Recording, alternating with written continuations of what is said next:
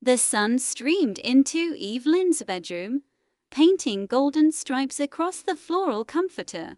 It was a peaceful afternoon, the kind she usually cherished, with a good book and a cup of tea. She lay resting, her eyes closed, listening to the comforting murmur of voices from the living room. It was her son, David, and his wife, Sarah. They'd come to visit, a rare but always welcome occasion. She smiled faintly, soaking in the feeling of having family close. But then, certain words started to cut through the gentle hum, sharp and cold, pulling her from her peaceful days. So, for the service, Sarah's voice was clear, businesslike, simple, right?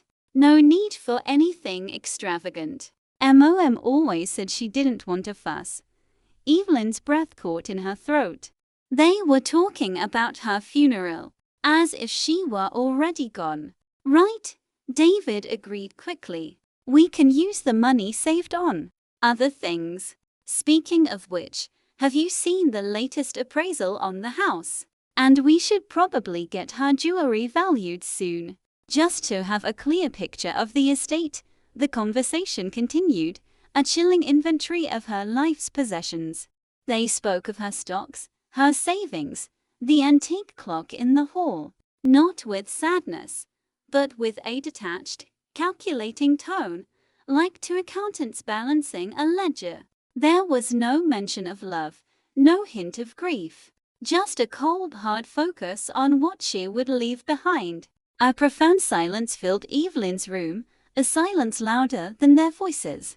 The warmth of the sun suddenly felt like a lie. A deep, hollow ache spread through her chest. Was this what she was to them? A collection of assets waiting to be liquidated? A problem to be managed?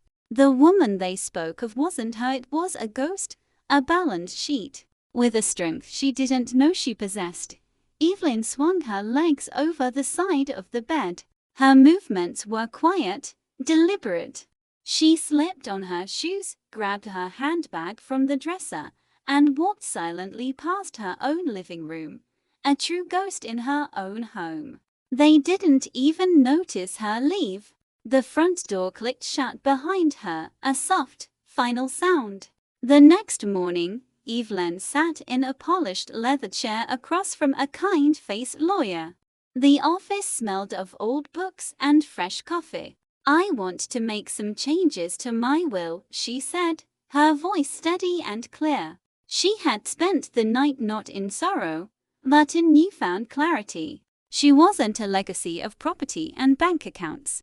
Her legacy would be one of kindness, of purpose. She dictated her new wishes, her words building a new future. The house would be sold, the proceeds given to the local children's hospital. Her art collection would go to the city museum. Her savings would establish a scholarship for underprivileged students.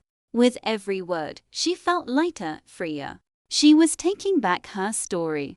That evening, Evelyn sat on a park bench, watching the sky bleed into brilliant shades of orange and purple. The chilly air felt invigorating. She wasn't just waiting for her final sunset. She was designing it. Her family would inherit something. After all, they would inherit the lesson of what truly matters, a lesson she was now teaching from a distance. A gentle smile touched her lips. Her future was no longer in their hands. It was hers, and it was going to be beautiful. Thank you for watching. If this story touched you, please consider liking and subscribing for more content that makes you think.